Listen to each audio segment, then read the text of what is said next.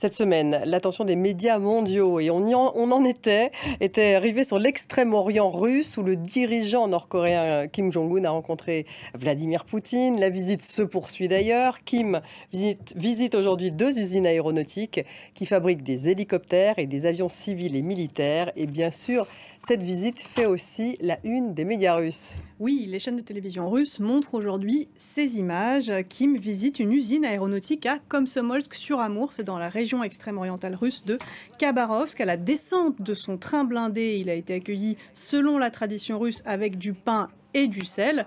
La première chaîne russe, elle précise que le père de Kim Jong-un, Kim Jong-il, avait déjà visité cette usine en 2002. Les médias étatiques russes insistent beaucoup sur cette amitié intergénérationnelle qui lie la Russie à la Corée du Nord depuis en fait, en 1948, le pays a de facto été créé par l'Union soviétique. Et dès l'arrivée de Kim Jong-un au cosmodrome Vostochny, Vladimir Poutine a lui aussi rappelé ces événements. Regardez.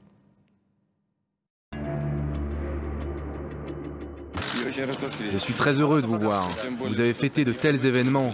75 ans depuis la création de votre République. 70 ans de votre victoire dans la Grande Guerre pour la libération. 75 ans d'établissement de nos relations diplomatiques. Je suis très heureux.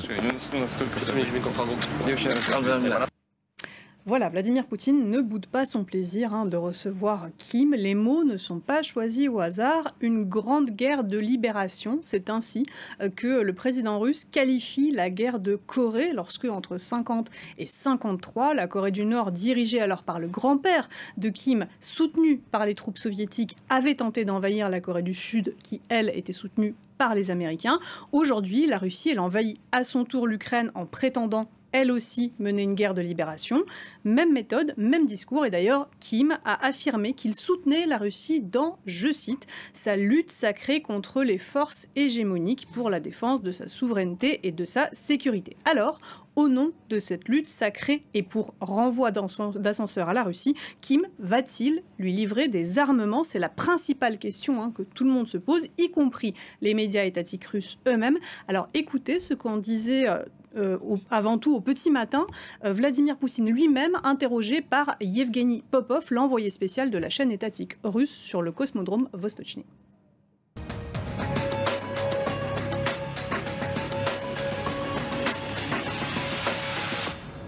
Vladimir Vladimirovitch, allez-vous évoquer la coopération militaro-technique?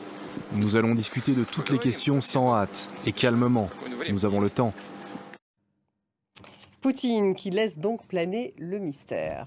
Oui, parce que jusque l'an dernier, en fait, la Russie votait elle aussi en faveur des sanctions onusiennes et celles-ci interdisent notamment toute transaction financière avec la Corée du Nord. Donc ces accords, en théorie, ils sont impossibles. Et Moscou a pour habitude, dans ses discours, de faire semblant de respecter, n'est-ce pas, le droit international. Mais cette page-là, elle semble tourner et l'heure est au dégel. Alors la principale question telle qu'elle a été formulée par les journalistes russes lors de ce sommet, ce n'est pas est-ce que la Corée du Nord va livrer des armes à la Russie, mais est-ce que la Russie peut-elle lever unilatéralement les sanctions contre la Corée du Nord? C'est en ces termes que Yevgeny Popov, que l'on vient de voir, s'est adressé au ministre russe des Affaires étrangères, Sergei Lavrov. Regardez.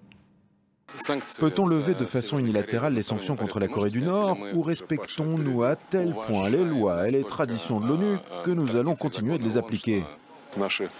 Nos partenaires américains et autres occidentaux, sous le diktat des États-Unis, ne respectent rien du tout. La première chose à laquelle on pense, c'est le refus d'exécuter la résolution du Conseil de sécurité concernant l'Iran, lorsque Trump a déclaré que cette résolution, pour lui, n'était pas contraignante.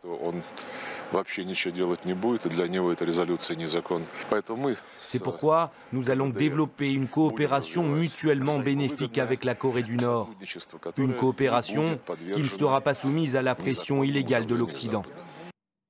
Ironie du sort, Lavrov évoque le retrait de Donald Trump de l'accord sur le nucléaire iranien pour lequel il avait été fustigé en Occident et en premier lieu d'ailleurs chez lui aux États-Unis. Exactement, ces arguments sont fallacieux, mais cette propagande russe, elle fait son effet auprès de son public parce qu'elle mise avant tout sur un anti-occidentalisme, un anti-américanisme très primaire et finalement assez agressif. Et dans la veine de ces discours, l'accusation de livrer des armes à l'Ukraine pour nourrir une guerre prétendument déclenchée par l'Occident contre la Russie, elle aussi, cette accusation, elle vient justifier le fait que la Russie ne respecte pas des résolutions onusiennes pour lesquelles, encore une fois, elle a elle aussi voté. Écoutez à ce propos Alexei Jouravlov, il est le chef adjoint de la commission de défense de la Douma, le Parlement russe.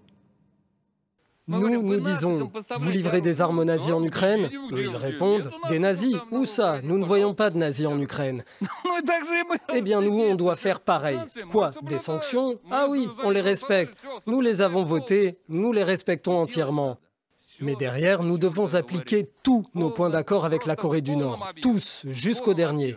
Il faut coopérer avec eux à tous les niveaux. Ouais, donc un député haut placé du Parlement russe qui encourage à continuer de mentir à la communauté internationale. L'autre volet de cette coopération secrète, c'est le volet spatial. Oui, en échange des armements, la Russie pourrait fournir à la Corée du Nord des technologies spatiales, notamment pour la mise en orbite de ses satellites espions. Vladimir Poutine a fait visiter à Kim Jong-un les rampes de lancement du cosmodrome Vostochny, où ils se sont donc rencontrés. Et les journalistes russes, eh bien, ils n'ont pas tari d'éloges sur les connaissances de Kim en matière de fusées. Regardez. Kim Jong-un s'est intéressé à la puissance des blocs de lancement. Quelle est la puissance des moteurs? Puis, ils ont visité le complexe grandiose de lancement pour les fusées de type Angara. Ce complexe permettra de réaliser des programmes d'exploration du système solaire et du cosmos. Ici, c'est écrit que le diamètre est de 8 mètres. Est-ce que ça inclut le bloc? Dans le livre d'or, Kim a laissé un mot. La gloire de la Russie, qui a engendré les premiers conquérants du cosmos, sera éternelle. Kim réussit bien dans le domaine des fusées et des missiles. Les fusées, il en est malade. Dans le bon sens du terme, bien sûr qu'il y a une place pour la coopération. Avec qui d'autre, si ce n'est nous? Voilà, Yevgeny Popov, vedette de la télévision russe, très enthousiaste. Autre motif d'enthousiasme pour lui, l'intérêt de Kim pour la voiture de Poutine, une limousine russe de marque Aurus. L'occasion, là aussi, de marquer sa défiance envers l'Occident. Regardez. En route vers les pourparlers, Poutine et Kim Jong-un ont marqué un arrêt imprévu. Poutine a montré au leader nord-coréen l'automobile russe Aurus. Kim Jong-un s'est assis à la place présidentielle et Poutine a pris place derrière le conducteur. Prochainement, le dirigeant nord-coréen remplacera probablement sa Maybach allemande par la limousine russe. Je suis sûr que Kim Jong-un a aimé, et je suis sûr que bientôt ce tas de ferraille allemand, cette bonne voiture bien chère sera remplacée par la limousine russe. Voilà, alors évidemment, le côté ultra fermé du régime nord-coréen fascine les Russes tout autant qu'il nous fascine nous. Du coup, ils ont relevé de nombreux détails du protocole du train blindé au menu de la rencontre. Regardez. Le train blindé du gouvernement de Corée du Nord compte 20 wagons. Il roule à environ 50 km/h.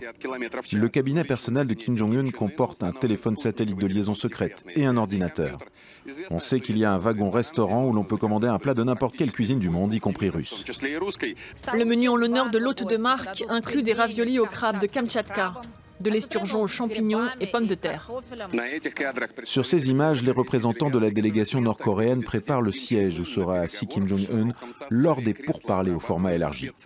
Le fauteuil est frotté avec un produit spécial et minutieusement essuyé avec un tissu blanc spécial.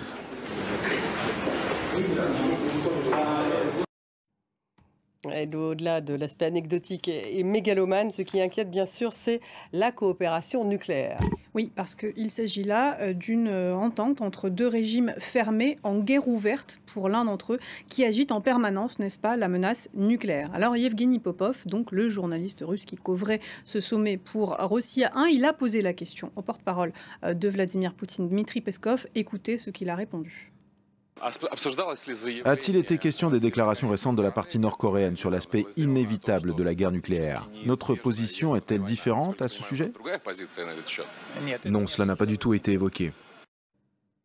Voilà donc une réponse laconique. Popov, il faisait allusion en fait à la déclaration cet été lors d'une conférence sur la sécurité à Moscou du ministre nord-coréen des Affaires étrangères, qui a dit qu'une guerre nucléaire était inévitable parce que, je cite, les États-Unis et leurs marionnettes de Corée du Sud, entendez, transforment la péninsule coréenne en nouveau foyer de la guerre nucléaire. Même rhétorique, n'est-ce pas, sans cesse du côté de Moscou, qui accuse tout le temps les États-Unis de favoriser cette menace d'une guerre nucléaire. Alors, Popov, il demande néanmoins à Dmitri Peskov si les positions de la Russie et de la Corée du Nord divergent à ce sujet, et vous l'avez entendu, donc le porte-parole de Poutine s'est contenté de répondre que cela n'avait pas été évoqué. Si les accords, ils resteront secrets, la vitrine, elle est peu rassurante. Moscou, comme Pyongyang, semble bien déterminé à faire trembler les capitales occidentales.